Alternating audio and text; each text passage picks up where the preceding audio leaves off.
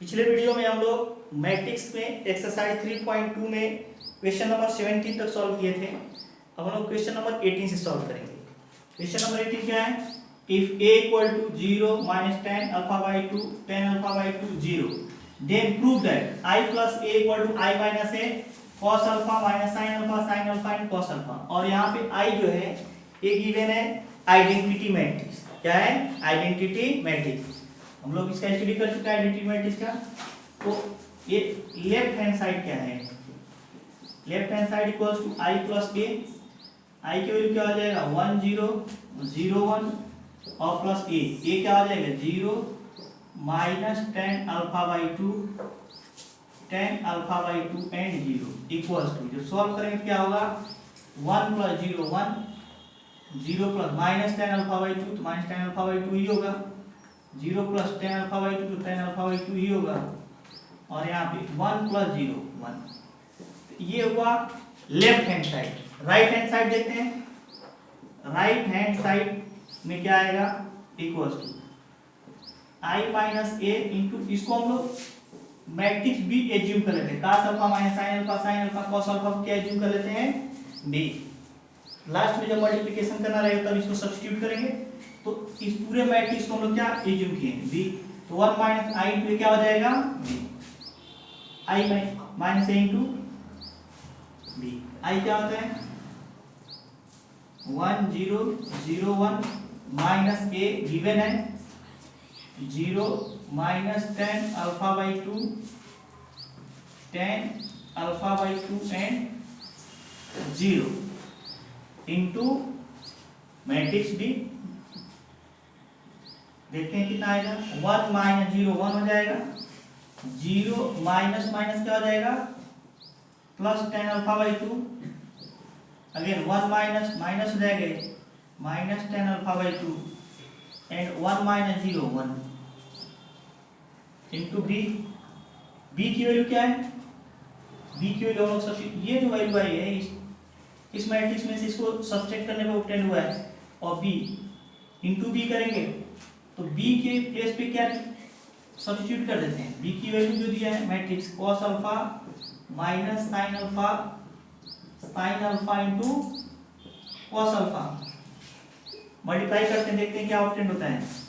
Multiply करेंगे तो रो का कॉलम में 1 इंटू cos अल्फा हो जाएगा tan इंटू साइन, तो plus tan alpha by 2 into sine alpha. Again first का सेकेंड में minus sine alpha and tan का cos में tan alpha by 2 into cos alpha. Next first second का first में minus tan alpha by 2 tan alpha by 2 and cos alpha plus sine alpha. Next multiply करें तो minus minus plus हो जाएगा। tan alpha by 2 sine alpha 1 का multiply करेंगे cos में plus cos alpha. ये वैल्यू ऑब्टेन हो गया। अब इसको हम लोग सॉल्व करते हैं। सॉल्व क्या करेंगे तो देखते हैं हम। राइट हैंड साइड इतना आगे इसको सॉल्व करेंगे तो सब्स्टिट्यूट करना पड़ेगा। यहाँ पे cos अल्फा को cos अल्फा ही रहने देते हैं। यहाँ पे tan के प्लेस पे क्या लिख देते हैं?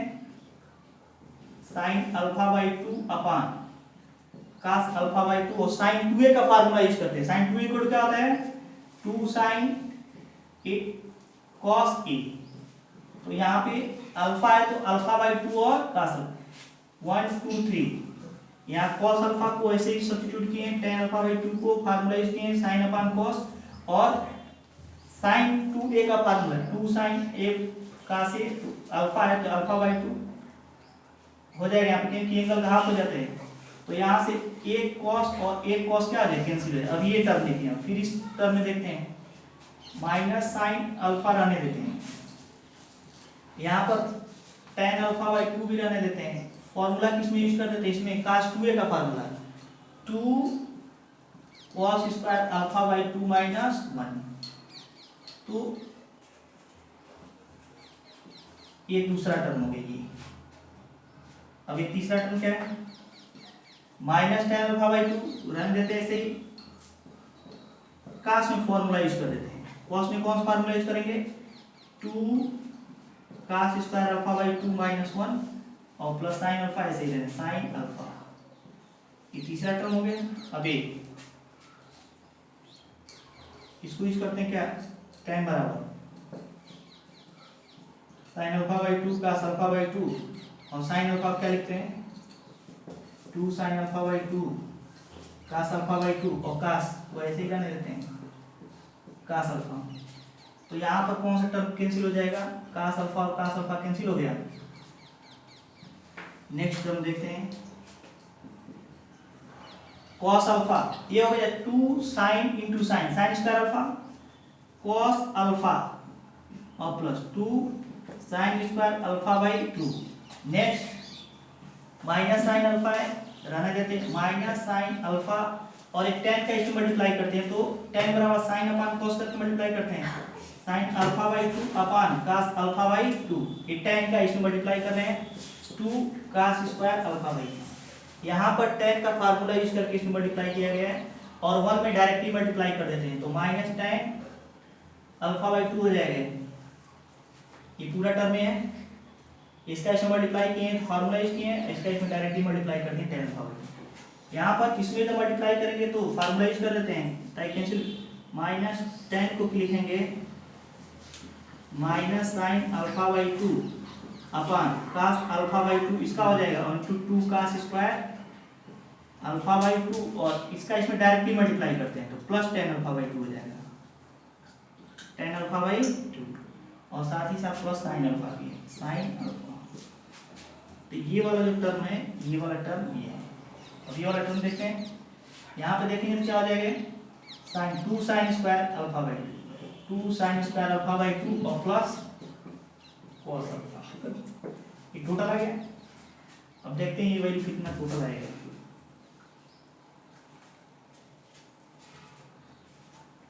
कास 2a का फार्मूला क्या हो जाएगा, 2 cos square alpha by 2, sorry इसको कैंसिल करना है तो 1 minus 2 sine square alpha by 2।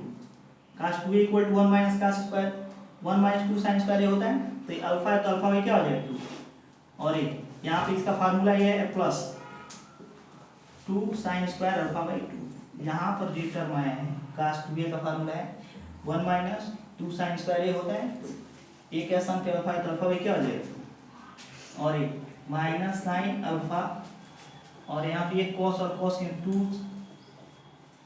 Sine alpha cos alpha क्या हो जाएगा plus sine alpha formula 2 sine alpha by 2 cos alpha by 2 sine alpha हो जाएगा माइनस tan अल्फा बाई 2।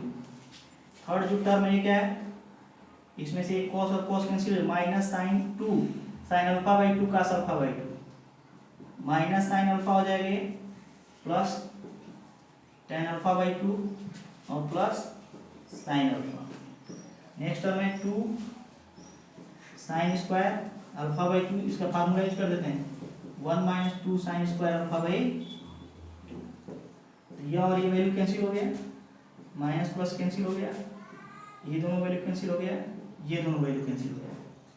तो यहाँ पर जो राइट हैंड साइड ऑब्टेंड होगा कितना हो जाएगा, right hand side equals to a1 और ये हो जाएगा माइनस tan अल्फा बाई 2 और ये हो जाएगा tan अल्फा बाई 2 और ये हो जाएगा 1। ये right hand side, left hand side देखते हैं 1 minus tan alpha by 2 1 minus tan alpha by 2 tan alpha by 2 और 1 tan अल्फा बाई 2, तो दोनों राइट हैंड साइड और लेफ्ट हैंड साइड आपस में क्या हो गया, लेफ्ट हैंड साइड। इस प्रकार हम इसको प्रूव कर सकते हैं। इस क्वेश्चन में क्या था, फॉर्मूले का यूज किया गया था। अब हम देखते हैं क्वेश्चन नंबर 19। क्वेश्चन नंबर 19 क्या गिवन है, a trust fund has ₹30,000 that must be invested into 2 different type of bond।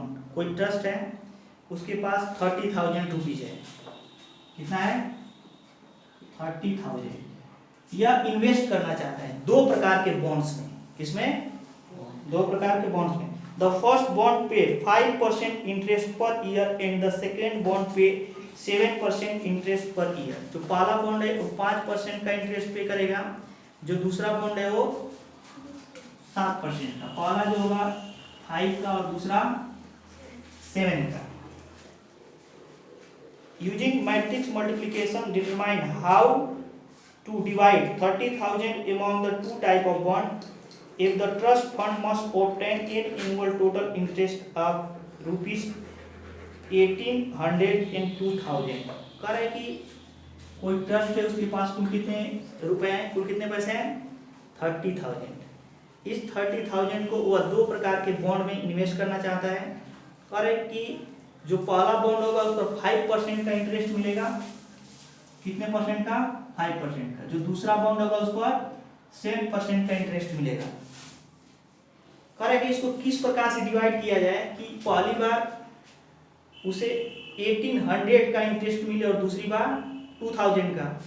तो मान लेते इस 30,000 में से x रुपीज जो है पहले बॉन्ड में इन्वेस्ट किया, तो 30,000 में से अगर x रुपीज इन्वेस्ट कर दिया पहले बॉन्ड में, दूसरे के लिए क्या बचेगा 30,000 माइनस x।